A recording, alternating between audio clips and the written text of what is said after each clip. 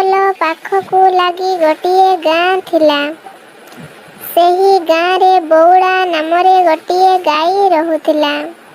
ତାର ଗୋଟିଏ କୁନି ବାଛୁରୀ ଥିଲା। ବଉଳା ପ୍ରତିଦିନ କୁନି ବାଛୁରୀକୁ ଗୁହାଳରେ ଛାଡ଼ି ପାଖ ଜଙ୍ଗଲକୁ ଚରିବାକୁ ଯାଉଥିଲା।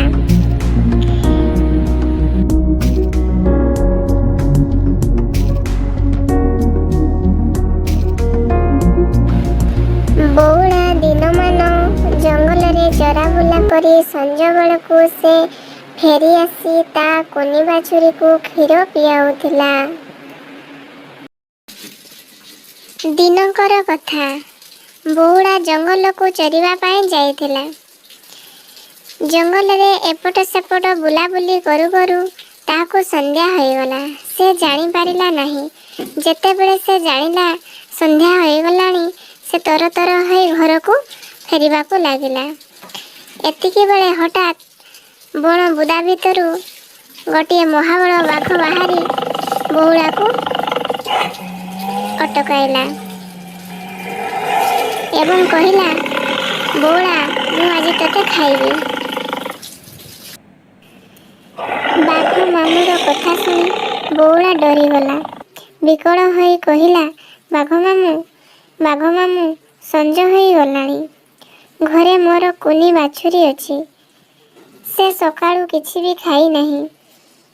ଭୋକରେ କାନ୍ଦୁଥିବ। ମୋତେ ଛାଡ଼ିଦିଅ। ମୁଁ ଯାଇ ତାକୁ କ୍ଷୀର ଖୁଆଇ ଦେଇ ପୁଣି ଆପଣଙ୍କ ପାଖକୁ ଫେରି ଆସିବି। ଆସିଲେ ତୁମେ ମୋତେ ଖାଇଦେବ। ବଉଳାର କଥା ଶୁଣି ବାଘ ମାମୁଁ କହିଲା, ନା, ତୁ ମିଛ କହୁଛୁ। ତୋତେ ଛାଡ଼ିଦେଲେ ତୁ ଆଉ ଆସିବୁ ନାହିଁ।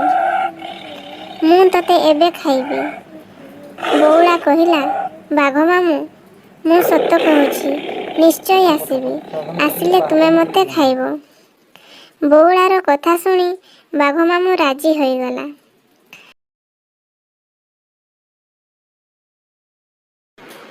ବଉଳା ଘରକୁ ଫେରି ଆସିଲା।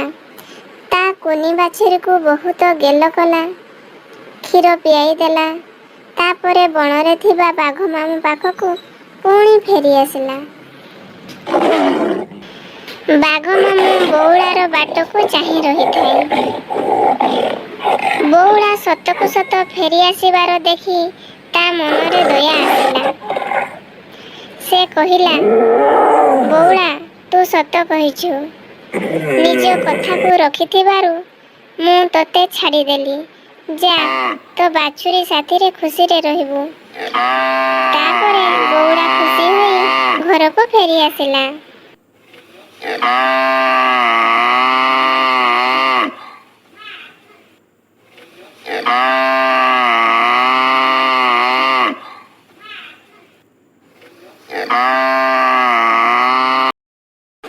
ବଉଳା ଘରକୁ ଯାଇ ତା କୁନି ବାଛୁରୀ ସହିତ ଖୁସିରେ ରହିଲା।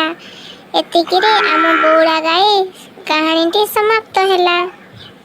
ଏଥିପାଇଁ କୁହାଯାଉଛି, ପିଲାମାନେ, ସବୁବେଳେ ଆମେ ସତ କହିବା ଉଚିତ। ସତ କହିଲେ ଆମକୁ କୌଣସି ବିପଦ ଆସିବ ନାହିଁ। ବିପଦ ଆସୁଥିଲେ ମଧ୍ୟ ଆମଠୁ ଦୂରେଇ ଯିବ।